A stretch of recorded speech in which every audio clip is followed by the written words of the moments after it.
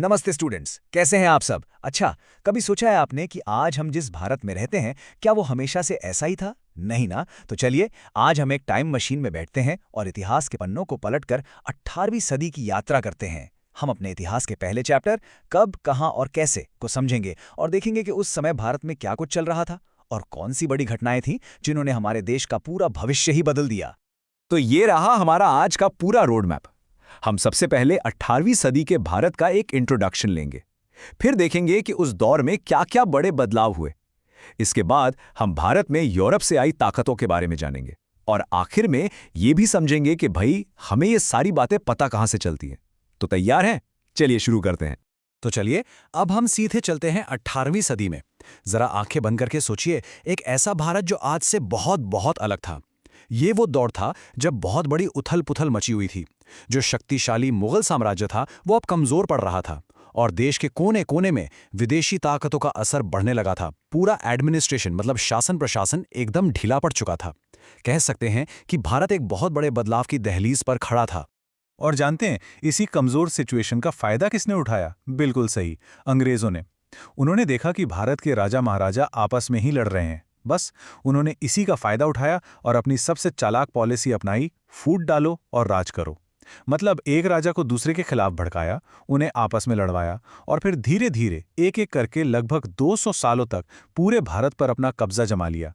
लेकिन कहते हैं ना कि हर अंधेरी रात के बाद सुबह जरूर होती है। गुलामी का यही वो दौर था जिसने हम भारतीयों के दिलों में एकता और आजादी की आग जला दी। लोगों को ये एहसास हुआ कि अगर आजाद होना है तो हम सबको एक साथ मिलकर लड़ना होगा। और यही छोटी सी चिंगारी थी जो आगे चलकर आजादी की बहुत बड़ी लड़ाई बनी और जिसके कारण 1947 में हमें आजादी मिली और हमने एक नए भारत को बनाना शुरू किया। अच्छा, तो अब जब हम उस समय के हालात को थोड़ा समझ गए हैं तो चलिए अब ये देखते हैं कि इंडिया का पॉलिटिकल मैप कैसे बदल रहा था। जब मुगल कमजोर हो रहे थे तो कौन सी नई शक्तियां थीं जो ताकतवर बन रही थीं? देखिए, जब कोई बहुत बड़ा राजा या साम्राज्य कमजोर होता है ना, तो एक पावर वैक्यूम यानी सत्ता का खालीपन बन जाता है। ठीक वैसा ही हुआ। जैसे ही दिल्ली में बैठे मुगल बादशाह कमजोर पड़े, देश के अलग अलग हिस्सों में कई सूबेदारों और नेताओं ने इसे एक मौके की तरह देखा और अपने अपने इलाके को आज़ाद राज्य बनाना शुरू कर दिया। इस दौर में 3 बहुत बड़े और पावरफुल इंडिपेंडेंट स्टेट्स सामने आए। साउथ में दक्कन, जिसे आज हम हैदराबाद के नाम से जानते हैं, ईस्ट में बंगाल और नॉर्थ में अवध। इन राज्यों को बनाने वाले लीडर्स जैसे निज़ामुल मुल्क, मुर्शिद कुली खान और सादत खान, ये सब बहुत काबिल लोग थे जिन्होंने मुगल कंट्रोल से बाहर निकलकर अपनी खुद की पावरफुल सल्तनतें खड़ी की। लेकिन रुकिए, कहानी में ट्विस्ट है। मैदान में सिर्फ हमारे देश के शासक ही नहीं थे। अब इस रेस में शामिल होने के लिए यूरोप से भी कई ताकतें भारत आ चुकी थी और उनका भी सपना था भारत में अपना साम्राज्य बनाना। भारत को जमाने में सोने की चिड़िया कहा जाता था। यहाँ के मसाले, कपड़े और बेशुमार दौलत ने यूरोप के कई देशों को अपनी ओर खींचा। बस फिर क्या था, पुर्तगाली, डच, फ्रांसीसी और अंग्रेज ये सब भारत आ गए और इनके बीच एक जबरदस्त कंपटीशन शुरू हो गया। हर कोई चाहता था कि भारत के व्यापार और संसाधनों पर उसी का कंट्रोल हो। और ये कंपटीशन जल्द ही खुली लड़ाई में बदल गया। सबसे बड़ी दुश्मन कौन थे?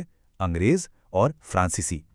इन दोनों ने भारत की जमीन पर अपना दबदबा कायम करने के लिए 3 बहुत बड़ी लड़ाइयां लड़ीं, जिन्हें हम इतिहास में कर्नाटक युद्ध के नाम से जानते हैं। और आखिर में इन लड़ाइयों में अंग्रेजों की जीत हुई और उन्होंने फ्रांसीसियों को हराकर भारत में अपनी पावर पक्की कर ली। और ये बात हमें साफ साफ बताती है कि अंग्रेजों ने भारत को सिर्फ अपनी फौज के दम पर नहीं जीता, उन्होंने बहुत चालाकी से हमारे देश की राजनीतिक, आर्थिक और सामाजिक कमजोरियों का पूरा पूरा फायदा उठाया और हमें गुलाम बना लिया। अब आपके मन में एक सवाल जरूर आ रहा होगा कि सर, ये सब तो सैकड़ों साल पहले हुआ, तो हमें इतनी सारी बातें इतनी डिटेल में पता कैसे है? क्या कोई टाइम मशीन है? नहीं। तो इतिहासकारों को ये सब कैसे पता चलता है? उनके पास क्या सुराग होते हैं? चलिए अब हम सब मिलकर हिस्ट्री डिटेक्टिव्स यानी इतिहास के जासूस बनते हैं। तो दोस्तों, जैसे एक जासूस किसी केस को सॉल्व करने के लिए सबूत और सुराग ढूंढता है, ठीक उसी तरह इतिहासकार भी पुराने समय को समझने के लिए अलग अलग तरह के ऐतिहासिक स्रोतों यानी सोर्सेस का इस्तेमाल करते हैं।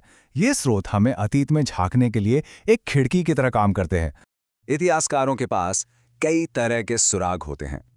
ये एक पजल के टुकड़ों की तरह होते हैं जिन्हें वो एक एक करके जोड़ते हैं और तब जाके अतीत की पूरी कहानी सामने आती है।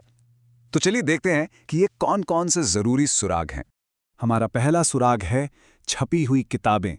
जब प्रिंटिंग प्रेस का आविष्कार हुआ तो ये एक क्रांति जैसा था। अब किताबें आसानी से मिलने लगी थीं। इन किताबों से हमें उस समय के समाज, वहाँ की कला, संगीत, विज्ञान और आम लोगों की जिंदगी के बारे में बहुत कुछ जानने को मिलता है। हमारा दूसरा सुराग है सरकारी दस्तावेज। ये ऑफिशियल रिकॉर्ड्स होते हैं, जैसे राजाओं के आदेश, अंग्रेज अफसरों की रिपोर्ट्स या दो राज्यों के बीच हुई कोई संधि। इन सभी को आर्काइव्स यानी अभिलेखागार में बहुत संभाल कर रखा जाता है। इनसे हमें पता चलता है कि उस समय सरकारें कैसे काम करती थीं। अब आता है तीसरा सुराग, पुराने अखबार और मैगजीन। अरे ये तो एक टाइम कैप्सूल की तरह है। ये हमें बताते हैं कि उस समय रोज क्या हो रहा था, लोग किन बातों पर बहस कर रहे थे और उस समय के बड़े बड़े मुद्दे क्या थे। ये हमें घटनाओं की लाइव रिपोर्टिंग देते हैं। और हाँ, पुरानी इमारतें और स्मारक ये भी तो बोलते हैं।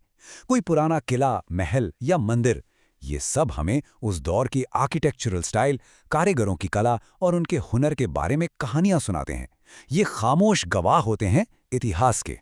इनके अलावा भी बहुत कुछ है, जैसे पत्थरों पर खुदे हुए लेख जिन्हें शिलालेख कहते हैं, पुरानी तस्वीरें और फिल्में, और तो और महात्मा गांधी और जवाहरलाल नेहरू जैसे महान नेताओं के लिखे हुए पर्सनल खत।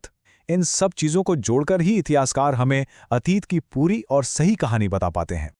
वाओ! तो हमने आज बहुत कुछ सीख लिया है ना? तो चलिए अब एक क्विक रिवीजन करते हैं उन जरूरी नए शब्दों का जो आज हमने सीखे।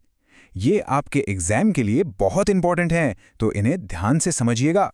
तो ये हैं इस चैप्टर के कुछ खास शब्द। पहला है डोमिनेशन। इसका मतलब है किसी पर अपना दबदबा या कंट्रोल रखना। दूसरा है सुप्रीमेसी, जिसका मतलब है सबसे बड़ी ताकत या सत्ता। फिर है डॉक्यूमेंट्स, यानी कोई भी लिखी हुई सामग्री या दस्तावेज। और आखिर में है आर्काइव। ये वो जगह होती है जहां पुराने सरकारी रिकॉर्ड्स और दस्तावेजों को संभाल कर रखा जाता है। तो आइए फटाफट पूरे चैप्टर को एक बार समराइज कर लेते हैं। हमने सीखा कि 18वीं सदी में मुगल साम्राज्य के कमजोर होने से एक पावर वैक्यूम बना। इसका फायदा उठाकर कई नए राज्य बने और साथ ही यूरोप की ताकतें भी भारत आ गईं। और हमें इस पूरे रोमांचक दौर के बारे में पता चलता है किताबों, सरकारी दस्तावेजों, पुरानी इमारतों और अखबारों जैसे कई ऐतिहासिक स्रोतों से। और जाते जाते मैं आपके लिए एक सवाल छोड़कर जा रहा हूं। जरा एक पल के लिए सोचिए, अगर ये सारे ऐतिहासिक सुराग, ये किताबें, ये दस्तावेज, ये पुरानी इमारतें कभी होते ही नहीं, तो क्या हम कभी जान पाते कि हमारा अतीत कैसा था? हमारी अपनी पहचान, हमारी अपनी कहानी के बारे में हमारी समझ कितनी अधूरी होती है ना? इस पर जरूर सोचिएगा।